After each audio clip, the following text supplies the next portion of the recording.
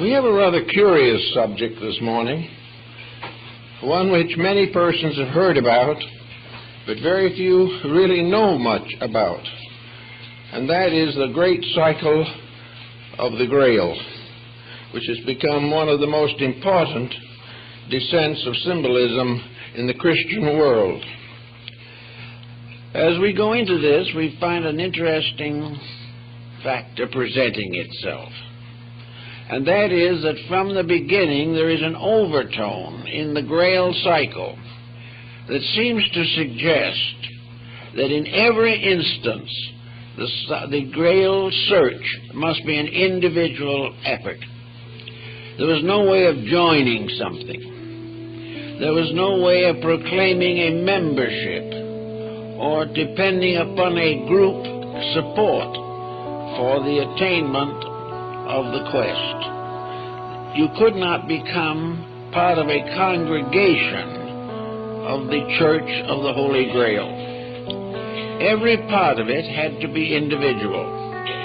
The individual himself was searching to become one with the communion of saints, with those of the other life who had attained the illumination of the soul. It was therefore the soul in man searching for the eternal soul in life. And this search had to be a personal dedication. Those who achieved the search and finally beheld the Grail became a company apart, but they were never organized as an organization. They became mutually knowing of each other, because they had all attained the same level of insight. They were part of a level of internal illumination and not an organization. This seems to meet most of the requirements of the subject, but leads, of course, inevitably to the dedication for the search. A dedication which was part of the vow of knighthood back in the medieval period. The vigil of the Grail was always in a church, and a knight receiving ordination into his order spent the first night in prayer and meditation before the altar of his local church.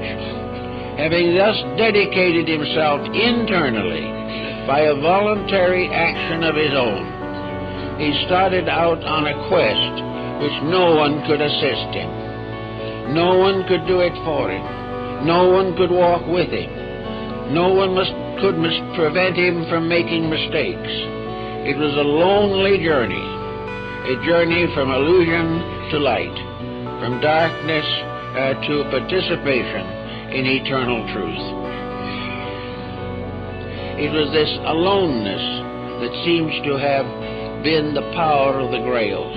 Each individual had to call entirely upon his own internal resources. He had to train himself, he had to dedicate himself, he had to consecrate himself. He had to master one by one the weaknesses of his own flesh. He had to overcome the pressures and temptations of ambition and avarice. He had to purify his own nature by a vow taken only to the very highest part of himself. He must slowly climb that mountain between his own material nature and the attainment of the enlightenment of his inner soul. It's a very interesting concept, and probably has never been fully explored, except that there are records and indications that certain persons apparently achieved this tremendous dedication.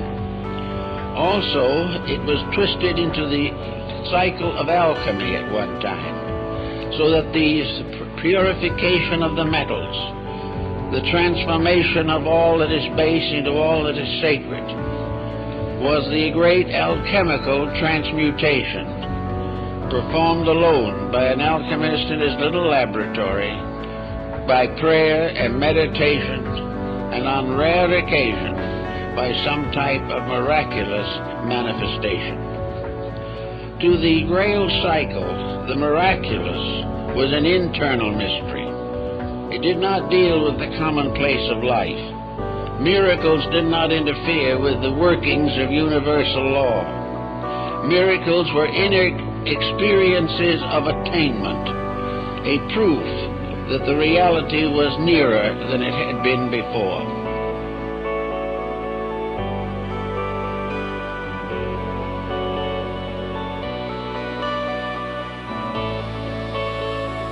And this teaching was the cultivation of the power of internal visualization.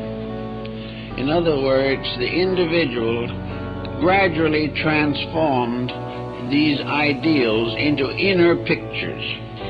These pictures, like the Oriental mandalas, were visualizations of a superior state of being, visualizations which impel the individual to fulfill them, or to achieve the mysteries which they represented.